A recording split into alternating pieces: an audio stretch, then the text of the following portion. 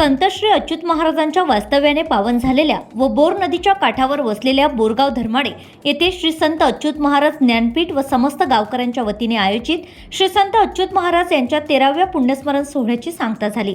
या सोहळ्यामध्ये श्रींचा अभिषेक, तीर्थस्थापना, काकडा आरती, ध्यान साधना व प्रार्थना आदींसह संत अच्युत महाराज महिला भजनी मंडळ यांचं भजन तसेच वाणीभूषण हरिभक्त परायण श्री सुधीर महाराज यांच्या अमृतमय वाणीतून भक्तिमय भागवत कथा आदी कार्यक्रम नित्यनियमाने पार पडले।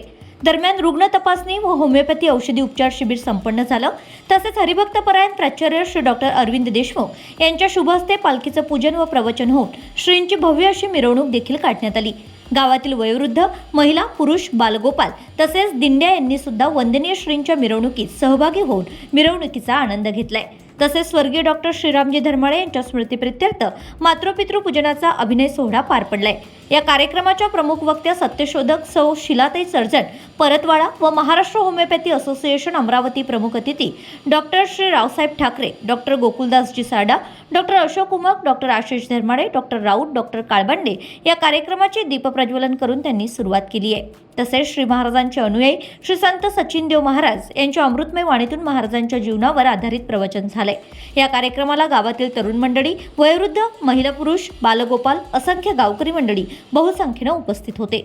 दरम्यान श्री संत अच्युत महाराज यांना मौन श्रद्धांजली अर्पण करण्यात आली। या मौन श्रद्धांजलीच्या कार्यक्रमाला श्री संत अच्युत महाराज संस्थान शेंदुरजना बाजारचे अध्यक्ष डॉक्टर अनिलजी सावरकर, प्राध्यापक अनिल निमकर, शेंदुरजना बाजार येथील भक्तगण व गावातील अबालवृद्धांनी मोठ्या संख्येने हजेरी लावली होती।